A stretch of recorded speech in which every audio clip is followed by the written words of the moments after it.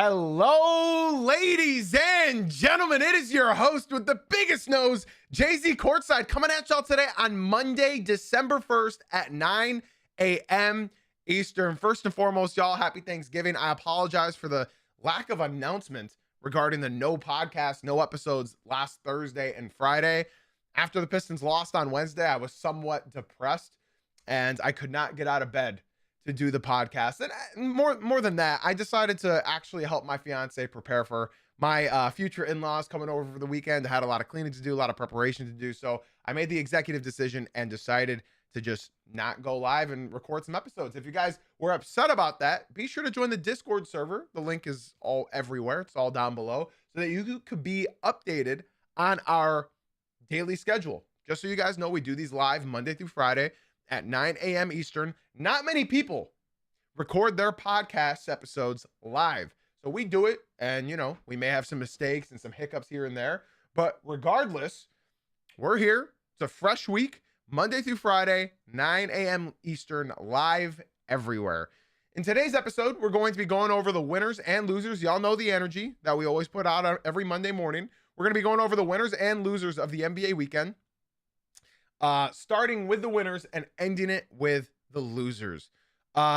Before we get into all that, podcast listeners, be sure to leave a 5-star rating and review. YouTube viewers, TikTok viewers, be sure to drop some likes and some follows. And Twitch viewers, y'all don't have to do anything except be extremely handsome as y'all always are. Just enjoy the show. I appreciate everybody who tunes in live and joins the live crew, gets a part of the conversation. So guys, again, do not miss out on those. I would like to just give a heads up for everybody that is watching and listening and becoming an avid watcher / listener. We are not going to be here on the week of December 21st. I've had a vacation planned, and that is the one that is going to keep us from going live and talking about the NBA throughout Christmas. But we will be back on the 29th, Monday the 29th. All right. So for anybody that's wondering about those days, those are the days. Enough of all the waffling. I'd say let's just get right into it. Now, I know most people, including my one Thunder fan in my Twitch chat, expect me to talk about the Oklahoma City Thunder. There's nothing really to talk about with them. I haven't talked about them a whole lot this season because we all know what's going on with them. They're 20-1. I do want to give them a special shout out because they are 20-1. They've just gotten Jada back, their, other all NBA player, all-star. So as good as they are, nobody's come close to beating them other than the Portland Trail Blazers, who are now 1-1 against them. So we will not be talking about the Oklahoma City Thunder, except for that one very fascinating flop that Shai Gilgeous-Alexander had yesterday. I think the officiating was god-awful yesterday, I will say, after watching that game. And I think the officiating was absolutely horrible, but it happens sometimes. Listen, OKC wasn't going to lose anyways. They're too good. And in fact, they're just too good to be included in these winner of the weekends. You know what I mean?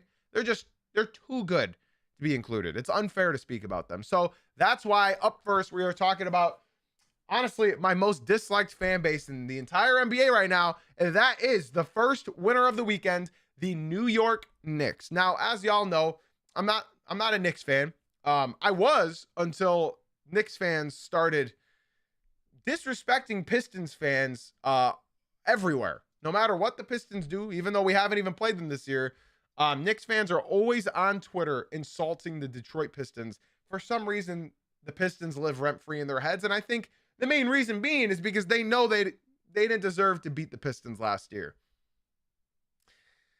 The New York Knicks are on a 4-game winning streak right now. 4-game winning streak. And not just that, they are my number one winner of the weekend because they had some impressive wins over the weekend. First, they beat Giannis and the Bucks on Friday, 118-109. And then they beat the Toronto Raptors, who were the hottest team in the NBA after the Pistons fell to Boston last Wednesday. They crushed the Toronto Raptors 116-94. Now, the Raptors were without RJ Barrett, but I don't think it should matter a whole lot because what the Toronto Raptors have showed me is that they do it by committee, right? And I was low-key expecting the Raptors to play a better game than this, especially because it was going to be their bounce-back game. And after they lost their winning streak to the Charlotte Hornets. Now, we'll be talking about the Toronto Raptors later, about their losses, but we will be talking about the New York Knicks because obviously they are my number one winner of the weekend. They were very impressive wins. I watched both these games. With the Bucks game, I think, especially towards the tail end, it really showed you the depth of this Knicks team, even without OG Anunoby, even without Landry Shamet.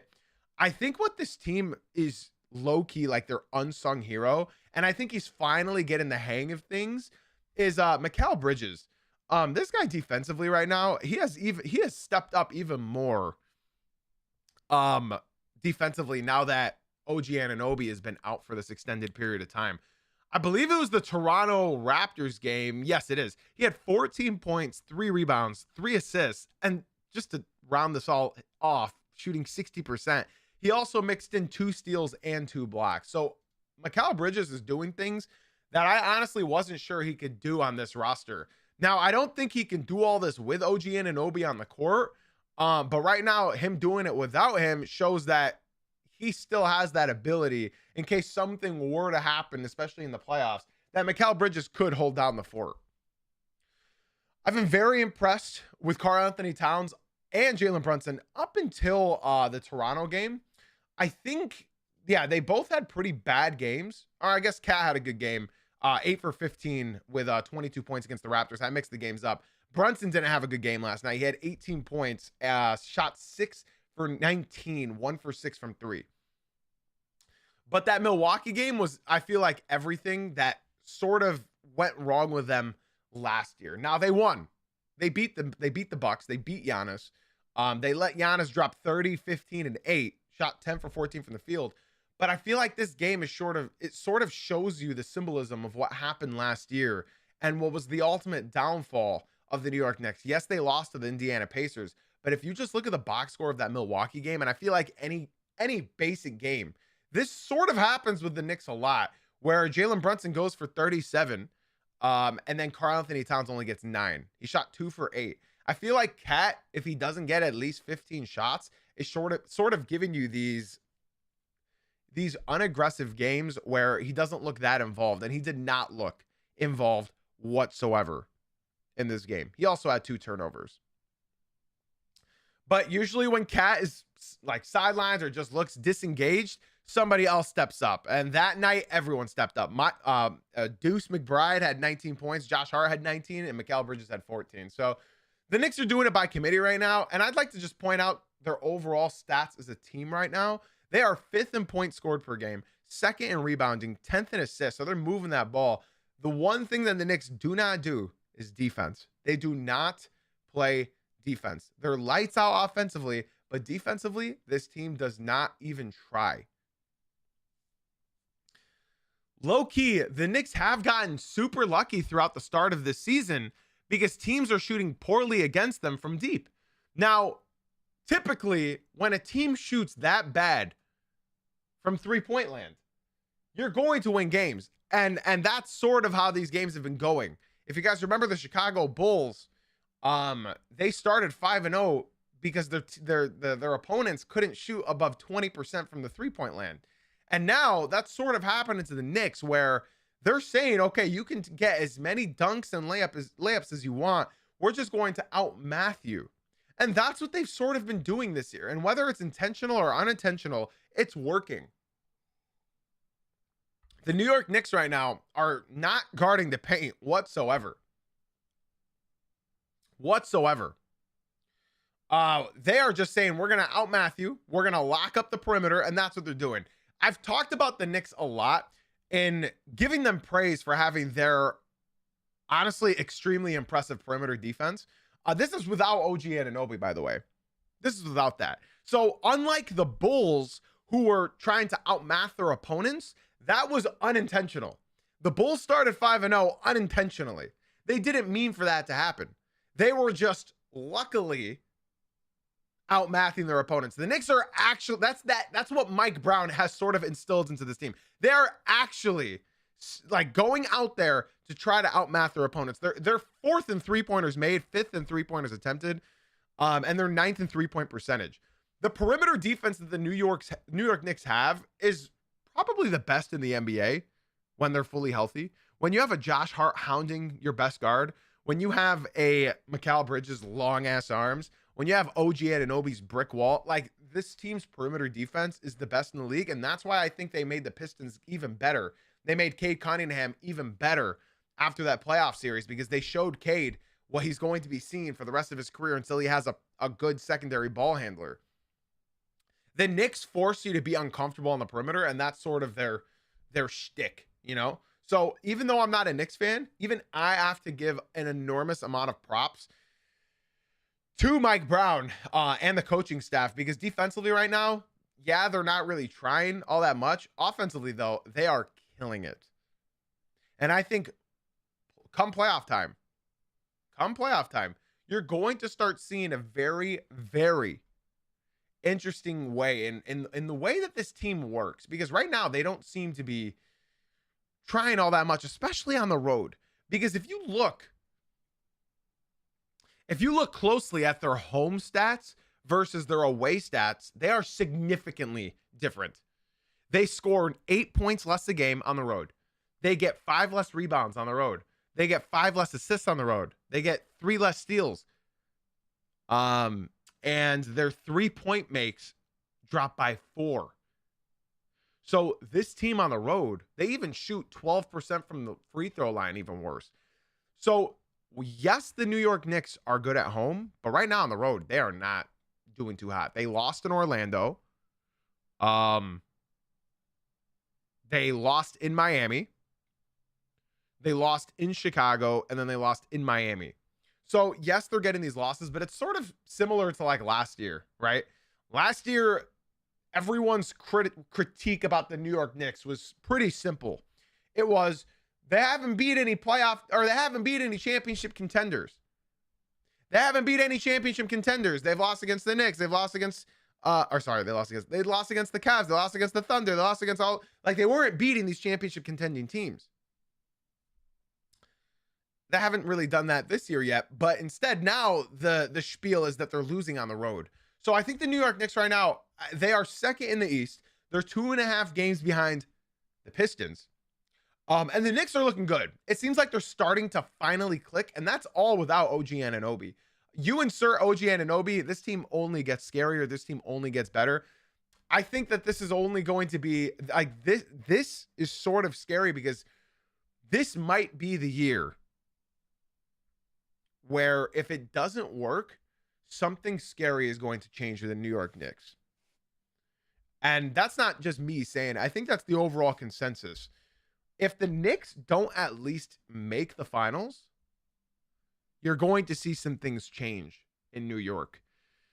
I'm not saying they got to win it all. There's levels to this. As long as they continue going up those steps, they can look at the season as progress, right? My only thing is these players have a lot of miles on their legs. So will they be able to do this again next year when a Jason Tatum is back, when a Tyrese Halliburton is back, when all these young teams are getting even better? Will they have the legs to make it back if they do make the finals this year? They don't have Tom Thibodeau as their head coach anymore, but I don't know, man. I don't know. Stun in my live chat on Twitch just said Knicks can contend. Not sure if they can make the finals though. And that's the scary thing because going into this season, it was the Knicks or Cavs and everybody else. We'll be talking about the Cavs later on in this episode. Spoiler alert, they are not a winner of the weekend. So if the Knicks can contend, contention means that they are a finals contender. Not a playoff contender, a finals contender. So at the start of the season, it was Cavs or Knicks. It's looking like it's just the Knicks now. And who's the other team that's going to stand tall next to them? Maybe the team that's number 1 in the East. And that's why my second winner of the weekend are the Detroit Pistons. I envy all of my friends and family in Detroit right now because they're able to go watch my favorite team. I envy them. The Detroit Pistons move to the first seed. They stay in the first seed of the East after dropping 2 games in a row. In case you don't know, the Detroit Pistons started, or they didn't start, but they went on a 13-game winning streak. The highest, they tied the highest in franchise history. And with the opportunity to break it, they lost in Boston 114-117 against the Boston Celtics, who made 23 pointers. They made 23s. It took 23s to beat the Pistons. Okay, so the Pistons' shtick last year was bounce back. Let's bounce back. In case you guys don't know, I called this. I knew the Pistons streak was going to end this week. I just didn't know who it was going to be against. In my opinion, I thought it was going to end against the Miami Heat. We'll talk about that game. The Detroit Pistons had 4 games in 6 nights. I apologize. 4 games in 5 nights. I hope you guys heard me well there. They had 4 games in 5 nights. So I knew the Pistons would lose. One of them. I see some people coming into the TikTok stream right now saying, how about them Knicks? Y'all just missed that Knicks segment. This is why you guys got to be in the stream at 9 a.m. Eastern. Y'all just missed the Knicks segment. So podcast listeners, y'all hear it. You guys didn't miss anything, but the live crew just missed the Knicks segment. We have moved on. So the Pistons beat the Pacers on Monday, and then they traveled to Boston on Wednesday, and they lost. The Celtics hit 23 pointers. 2 days later against the Orlando Magic, the Pistons lost. They were back and forth all game playing sloppy. Playing sloppy. But in a back-to-back situation, the Detroit Pistons landed in Miami at 4 a.m. and beat the hottest team at that time in the NBA. The Miami Heat were on a 6-game winning streak, and the Detroit Pistons pulled up and punched them in the mouth. The Detroit Pistons were missing Jalen Duren and Caris LeVert, who I will be discussing in a bit. And then the Miami Heat were missing Jaime Jaquez, which, I mean, that sort of like cancels each other out with a Jalen Duren and Jaime Jaquez. Now, this game looks close, but it wasn't. The Detroit Pistons were up by 22 points by the 8-minute mark of the fourth quarter.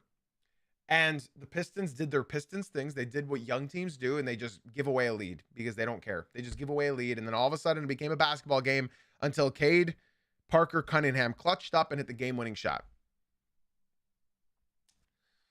So, in Duncan Robinson's return game, he shot 7 for 14 from the field and had 18 points. Asar Thompson, 10 points, 8 rebounds, 3 assists. Played a really, really good game. That's why I don't look at plus minus all that much because, well, it doesn't tell the whole story. Tobias Harris with his best game of the season, 26 points, 10 for 12 from the field. Big Isaiah Stewart locked down Bam Adebayo and Khalil Ware. They couldn't do anything. They couldn't move him. And Cade Parker Cunningham, 29 points, 8 assists, 4 rebounds, 14 for 25 from the field. So very, very fun game. And then you had the energy off the bench with Ron Holland, 10 points, big steals in that game. Paul Reed, 13 points, 10 rebounds, double-double off the bench. And then my man, Dennis Jenkins, who I want to discuss very briefly. Pistons fans, in case you guys don't know, on Twitter right now are not split in any way. Well, they are split in one way. There's a big group of Pistons fans that want to trade Jaden Ivey. They have fully given up on Jaden Ivey, a man who hasn't played basketball in 11 months. They've given up on Jaden Ivey. They want him gone. They want to trade Jaden Ivey out of Detroit. They give up. He's not Cade's number 2. And then there's another side of Pistons fans where they understand that Jaden Ivey has not played in 11 months, and we want to see him. We want to give him more time before we do anything drastic. We want to give him more time. I am right in the middle of this group. I'm right smack dab in the middle of these groups. The one that wants to trade him and the ones that want to just let him develop again, back into an NBA player.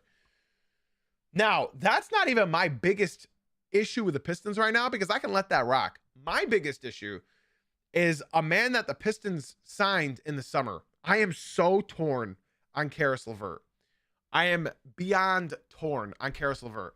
On one night, he looks like a perfect replacement, even better than Dennis Schroeder that we got on the trade deadline last year.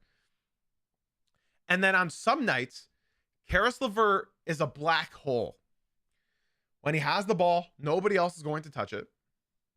And he's going to put up a ridiculous shot. And sometimes he hits it, sometimes he misses it.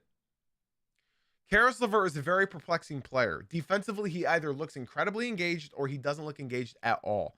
Now, I'll tell you why Pistons fans are all swaying one direction. Pistons fans want Dennis Jenkins to play. And after watching this game with Karis LeVert out again, Dennis Jenkins, the two-way player, has looked incredible yet again in another performance, hitting a clutch bucket, driving to the hoop when he had Cade on the floor. It was him and Cade in clutch time, driving to the hoop, getting this contested layup and getting it to go. 9 points, 4 assists, 1 rebound. Offense looked so much better when Cade is playing next to Dennis Jenkins than it did when he's playing next to Karis LeVert. I pray that JB Bickerstaff does not allow politics to get in between this roster. Because right now, from what I can tell, he is leaning heavily towards a Karis LeVert way more than he is a Dennis Jenkins because he makes way more money than him. I'm truly hoping that politics get put to the side here and he makes a fair estimate on who's better for the team, because right now, Dennis Jenkins is better for the team than Karis LeVert. And I'm pretty sold on that. I don't think there's much denying that. The Pistons beat the Hot. I did not think that I would see a basketball game where the Detroit Pistons drop 140 points, especially against the Miami Heat, because that's what they do. They've been dropping 140 points almost every single night. Andrew Wiggins, 31 points. Bam Adebayo got locked up, 15 points.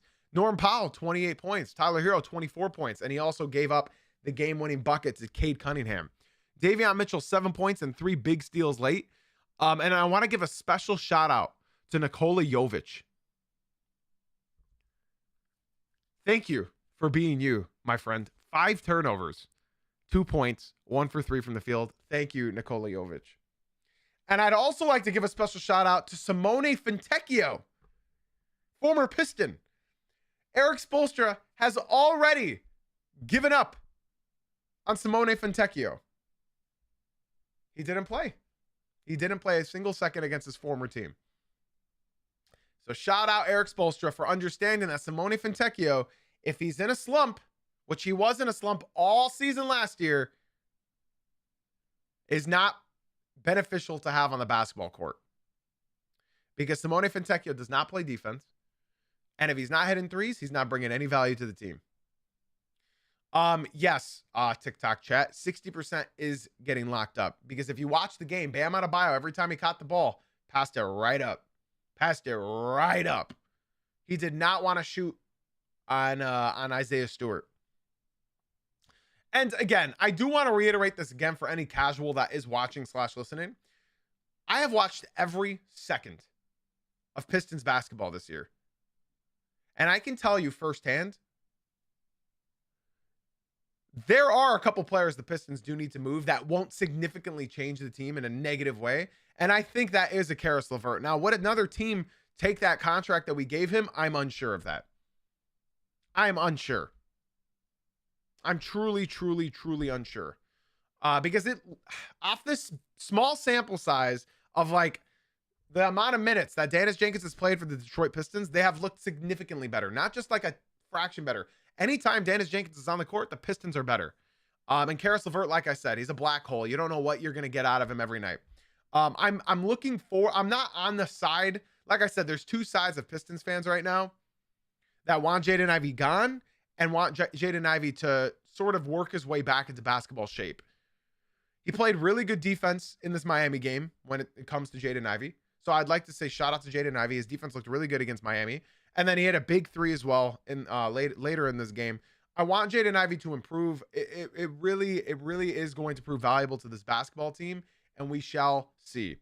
Now, since we are discussing winners of the weekend, I'm not going to try talking about the losers all that much, but I do want to address some comments that I see live in the Twitch chat. They're saying that my comment about Bam Adebayo was unfair. They think it was more so the Miami Heat's offense that caused Bam Adebayo not to shoot. Now, if you're box score watching, sure. You could say it's their offensive scheme that's not allowing Bam to get the ball. But if you actually watch this basketball game, anytime that Bam Adebayo caught the ball and Isaiah Stewart was on him, he passed right up. So as somebody that actually watches these basketball games and don't just watch box scores, I'm telling you firsthand right now that in this game, anytime Bam Adebayo caught the ball, he was passing it right back up because he didn't want to shoot on Big B Stu. All right, y'all, let's move on to our third winner of the weekend and final winner of the weekend. We will give an honorable mention winner of the weekend at the end of this winner of the weekend segment, because I would like to give props where credit is due to a certain white guy in the East. But next up for our final official winner of the weekend, we have the Los Angeles Lakers. This does not need to get too much time spent on it because they were my winners of the week. Actually, I talked about them last Wednesday before Thanksgiving. The Los Angeles Lakers right now, I believe, are on a 4-game. No, they are on a much longer win streak. 1, 2, 3, 4, 5, 6, 7. They're on a 7-game win streak. Okay. So for the Los Angeles Lakers, right? If you just look at their opponents, you shouldn't be that impressed. Okay. They beat the Pelicans. They beat the Bucks without Giannis. They beat the Jazz. They beat the Jazz again. They beat the Clippers. They beat the Mavs, and they beat the Pelicans. Now, something you should be impressed about is sort of like the margin of victory in these games. They crushed the Pels. They crushed the Bucks. They crushed the Jazz. Close game against the Jazz. They crushed the Clippers. They crushed the Mavs, and they crushed the Pelicans. So the 95% of those games weren't even close. Now, I talked about this team being scary, and I got a lot of comments on the YouTube telling me, oh, wow, we should be scared of 90-year-old LeBron James. No, but you should be scared that the best duo in the NBA just added LeBron James into the mix. I got to reiterate this one more time, y'all. The best duo in the NBA right now just added LeBron James into the mix. Now, something that people just are not talking about is the fact that Luka Doncic is averaging 35 points. Austin Reeves is averaging 29 points. Rui Hachimura is averaging 15 points on 55% shooting, and they just added LeBron James into the mix. Now, I'm not going to overreact here and say that they're championship contenders. They're going to win. But their offense right now, I don't really think many teams are much better than them. They're looking very, very good. I see a comment in the TikTok and I have to address it. I normally don't interrupt my thoughts, but I just have to address it. Chris said, Luka's play style won't win though. Sometimes he becomes a black hole on O. Let's all point and laugh directly at Chris, because they just went to the finals 2 years ago with Luka Doncic and lost to the superior team. Let's just all point and laugh at Chris. The Los Angeles Lakers right now have one weakness. They have one weakness. Do you know what that weakness is? It's defense. Defense wins championships, right? That's what Nico Harrison said. Nico Harrison traded Luka Doncic because they believed that they could not win with Luka. So if you take the side, I just got to say this, if anybody takes the side of Nico Harrison, you, sir, are an idiot. You, sir, are wrong. You, sir, know nothing about the sport of basketball. Because if you can disrespect Luka Doncic right now, that means you are saying that Nico Harrison was right. That means you are saying that Nico Harrison was right to trade Luka Doncic for Anthony Davis. That's what you need to understand.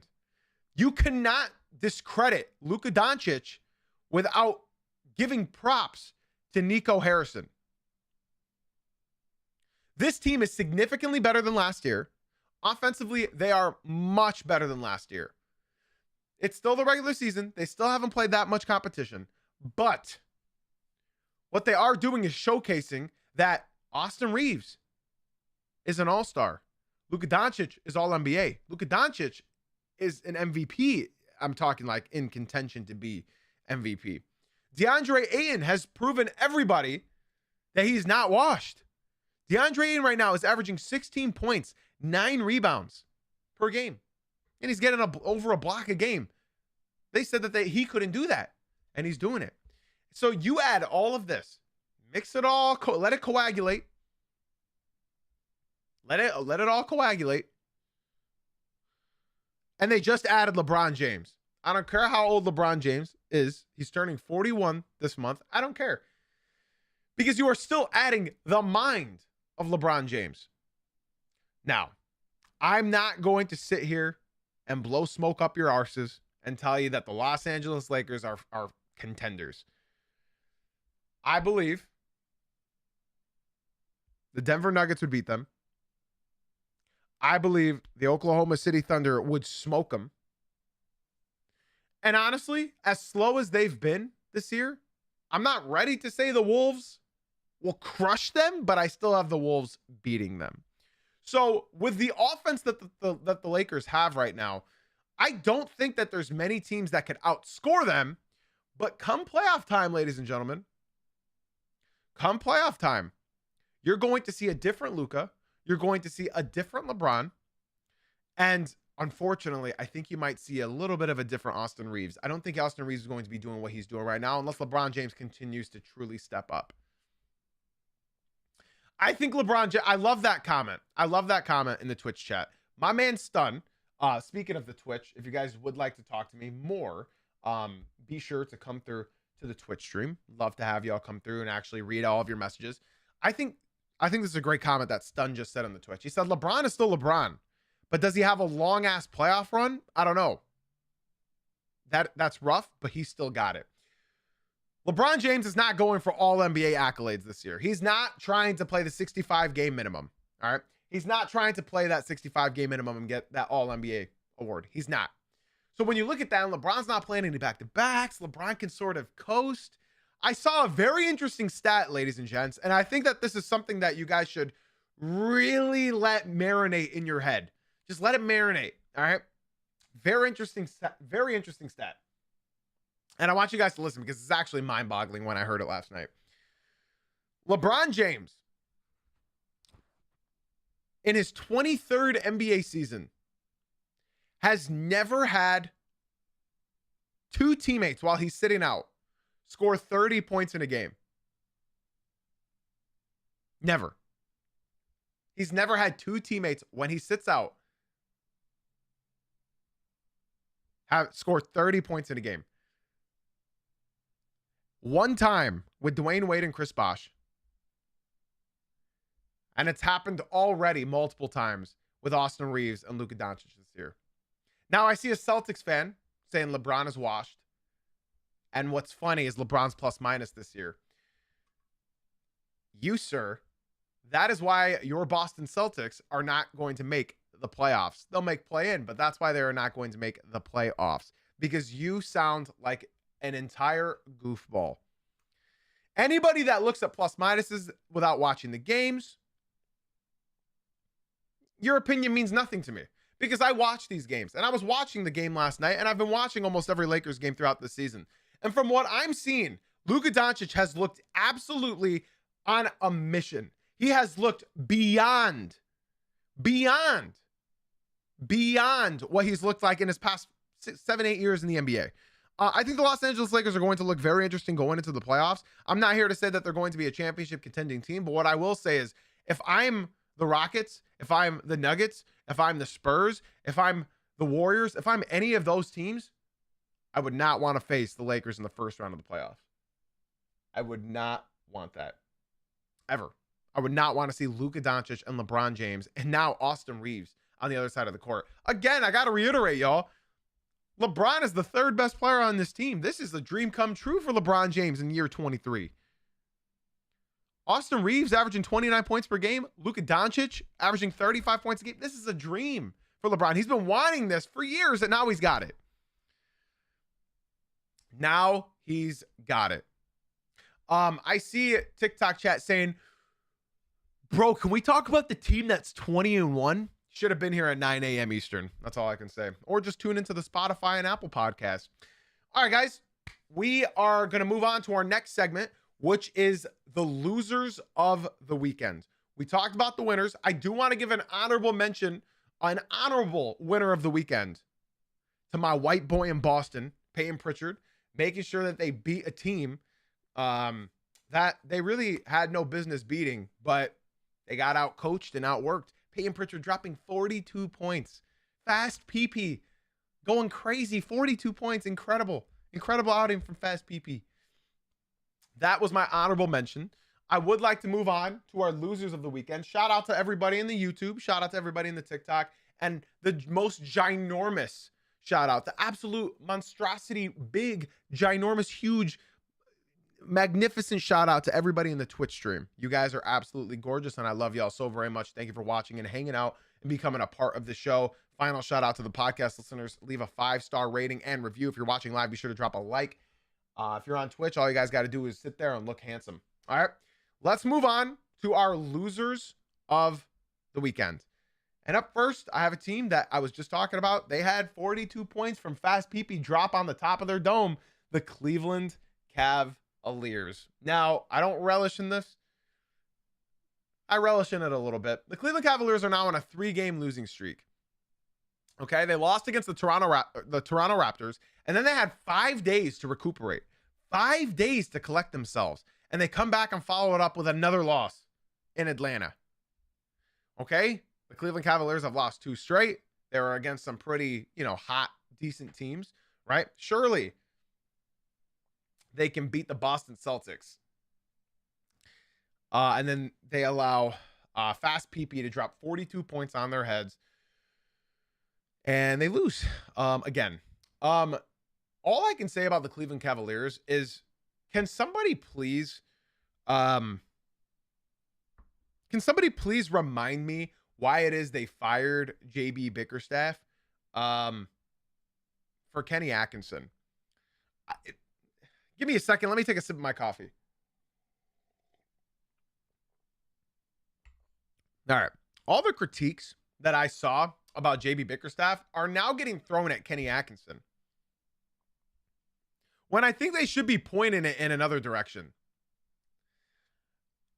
If I were a Cavs fan, right, what I would want is I would want a mirror, right? I would want, let's say the water boy, right? Let's say the water boy had a mirror and he faced it at the team, and everyone on the roster is just looking at themselves, including the head coach. Before I continue with this, I do want to respond to Alex in the TikTok. He said, he was coach of the year, dude, and he won 60 games. Do we have Alzheimer's?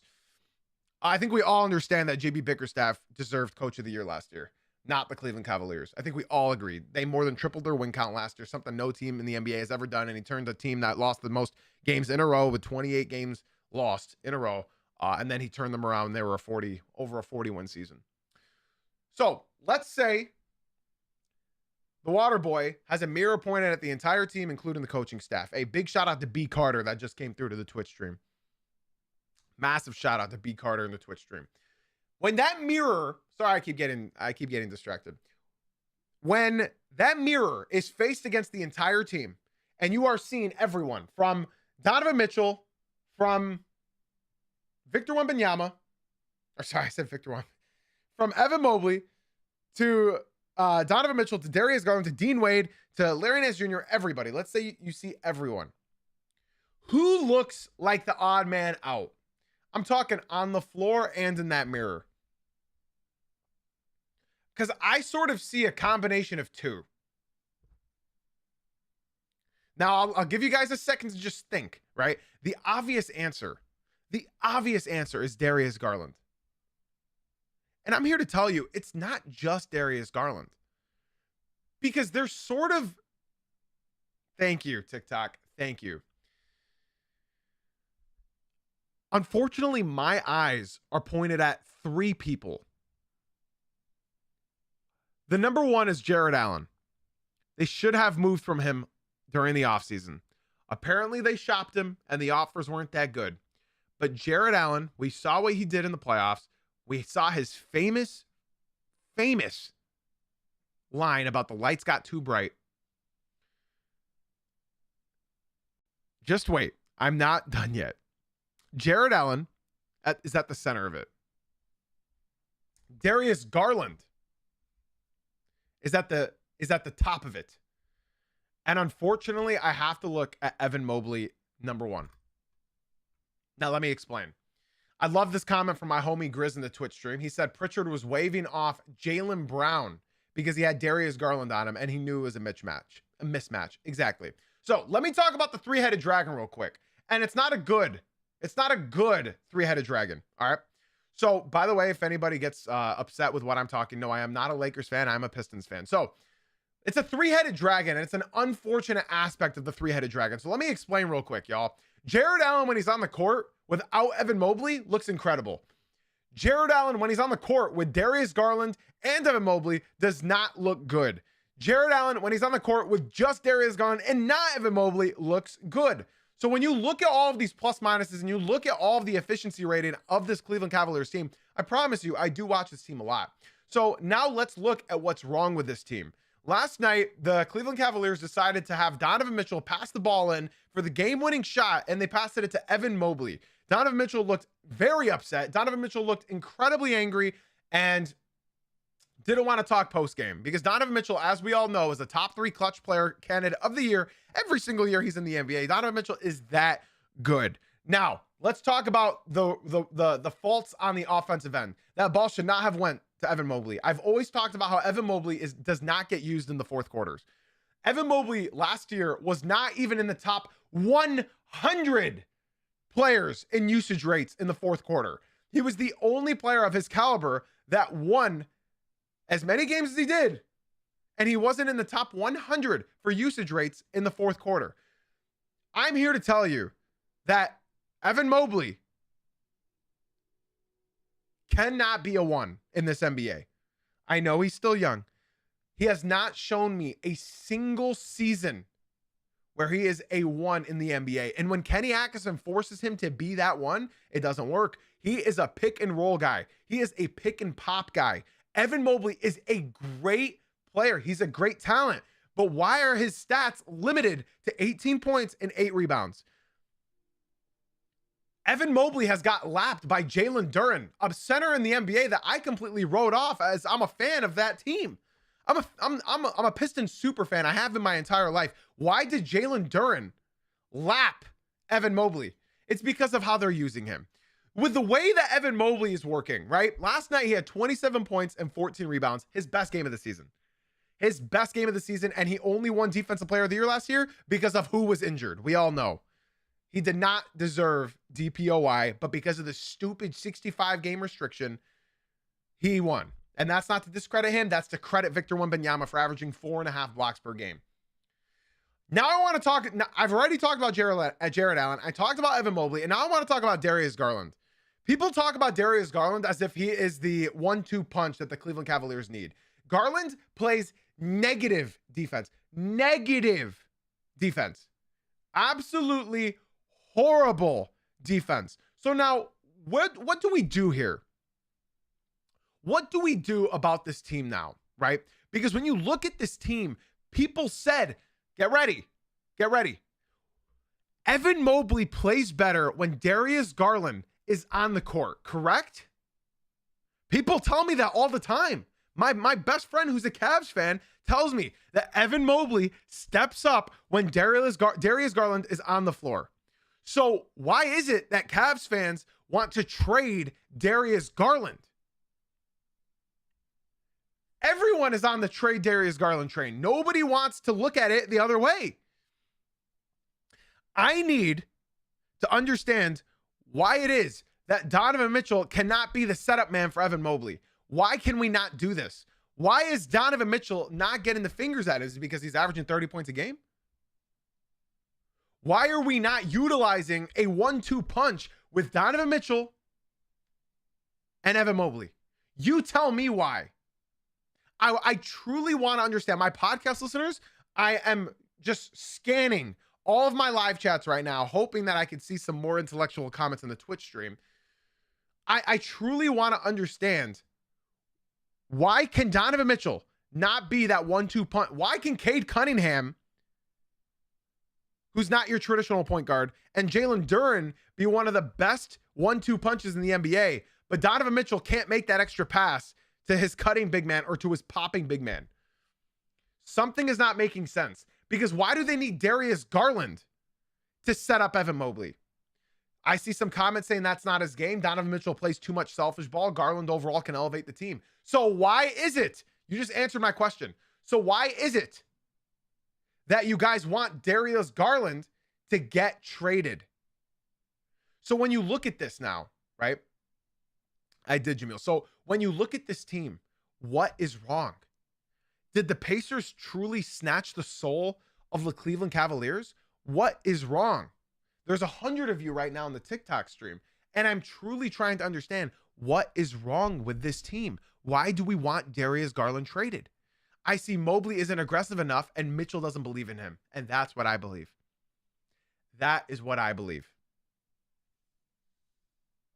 TikTok, I would love to see at least 10 of you guys swing on into the Twitch stream. We need more educated and intellectual ball fans, especially Cavs fans. I need to understand what is wrong with this team. So please, and while we move on to the next topic of discussion, move on into the Twitch stream so that I could talk to y'all more thoroughly. All right. The Cleveland Cavaliers right now have their soul sucked out of them, and they play tonight in Indiana. I cannot see a world where they lose again. I cannot see that. The Pacers are hot, though. They've won 2 in a row. For everybody in the TikTok, my Twitch stream link is in my bio, or just go to Twitch and look up Jay-Z Uncut. I would love to see y'all come through. Okay. I'd say let's move on. But before we do, Cleveland Cavaliers fans, I want you to understand, I respect the hell out of this team. I truly respect this team. Unfortunately, I cannot see the light at the end of this tunnel right now. I know Garland isn't healthy, but that's not the reason why they're dropping games like this. That's not the reason that they are a play-in team right now in the NBA. They're a play-in team. The Cavs, at the start of the season, it was the Knicks and Cavs are making it out of the East. Is it just the Cavs now? Or sorry, is it just the Knicks now? Is it the Pistons? Who is it? I want to give a special shout out to all of the beautiful individuals who are leaving the TikTok stream and YouTube and coming through to the Twitch. Big shout out to D1 Hooper, who just came to the Twitch. And this is going to be the final note that we have on the New York Knicks. He said, hey, I'm a Cavs fan here. Everyone wants Garland gone, just like they want Baker gone. He's playing with a metal plate in his foot, missed all of training camp. Valid. Very valid reason. Very valid reason. Shout out to the GOATs that are leaving the TikTok and YouTube and coming through to the Twitch stream. Let's move on to our next loser of the weekend, y'all. This is going to be a longer episode. Our next loser of the weekend is the Toronto Raptors. Yikes, I didn't want to do this, to be honest. I was looking at any other team I could put in here, but I just couldn't. The Raptors were on a 9-game winning streak. They had the second hottest streak behind the Detroit Pistons. And they dropped a game against the Charlotte Hornets and the New York Knicks. Now, this is without RJ Barrett as well. This is why I really didn't want to put them in here, because say what you will, RJ Barrett, even though they don't run plays for him, he gets it done for this team. I just want to show you real quick, just in case you don't believe me. RJ Barrett right now is averaging 19.5 points, 5 rebounds, and 4 assists, and he's shooting 50% from the field for a guy that does not get a single play ran for him. So shout out to RJ Barrett, because he's really doing his thing with the Toronto Raptors. He's a big reason for their success. Now, the issue with the last 2 games is without RJ Barrett, without that defensive identity, this team was struggling, and they obviously gave up a buzzer beater, not buzzer beater, but a game-winning shot to Kon Knueppel. Kon Knueppel, my rookie of the year, dropping 20 points against them and winning the game. Miles Bridges dropping 35. Yeah, the Toronto dropped that game, and then they dropped the next one after that. I don't want to put the Raptors in the losers of the weekend, but unfortunately, I just have to, because they dropped against the Knicks as well, and that was a bad game for Jalen Brunson. 6 for 19, and they still dropped that game. I don't have much to say about the Raptors, except I think I think teams have started to figure out what their shtick is. It's just allow Jamal Shed to be a dog on the bench, and then have Mamu Shvilek Milu, I just call him Mamu. He usually just goes crazy off the bench, but it seems like teams know that that's just their identity, so they're looking at it a little bit more, right? They are middle of the pack in points scored. They are bottom of the league in rebounding. They're top of the league in assists, which nobody saw coming. And defensively, they're not getting that many blocks, but they are getting a lot of denied passes, and they are playing the passing lanes more than they are going for blocks. They don't really have any major shot blockers on this team. I want to give another massive shout out to the homie Slink Buck, who just followed the Twitch stream. I think he left a TikTok or YouTube and came through to the Twitch. I appreciate it very, very, very much. If you guys want to get involved in the conversation, be sure to talk about what we're talking about on topic so that I can say your name and what your comment is. Because once we move on from a topic, I'm probably not going to respond to it live. But we will after the show, obviously. The show is a little bit longer on Twitch. So again, guys, be sure to follow the Twitch stream. The link is in my bio. Okay. So, yeah, I don't really have much to say about the Toronto Raptors. Missing RJ Barrett is honestly a big punch to the gut. Because he really does do all I hate to say RJ Barrett does the dirty work, but he does the work that like he's asked to do, but not with the ball in his hand, if that makes sense. So yes, the Toronto Raptors are my second loser of the weekend, but it's mainly because they just dropped 2 games that I believe that they should have won. They were definitely in position to win against the Charlotte Hornets, and then they should have had position to win against the New York Knicks since they were missing OG, but they also just were not shooting well from the field. And that was their biggest issue. So like I said, I didn't really want to put the Toronto Raptors as a loser of the weekend, but I sort of had to just so I could have 3 because they have lost 2 in a row. Now, our last topic of discussion, loser of the weekend. This one's going to be pretty short as well, y'all. It's the Chicago Bulls. I told y'all, everybody was coming at my throat about the Chicago Bulls, about what I said. Josh Giddey's almost averaging a triple-double, 20 points per game, 10 rebounds, and 9.5 assists.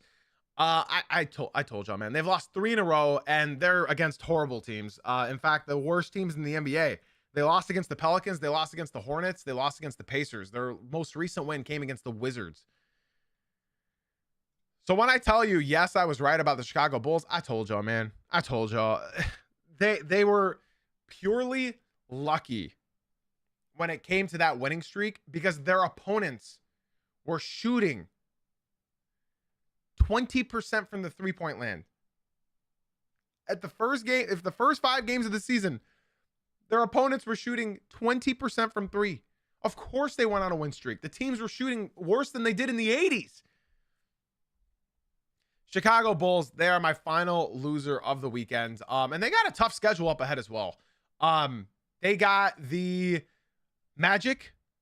I guess not really tough. I guess they got the Magic and Warriors. And then it's, again, the Nets, Pacers, and Hornets. But knowing the Chicago Bulls, they are going to do Bulls things. If you are a Bulls fan, I'm sorry, but you guys were all insulting me at the beginning of the season when I said it's not real.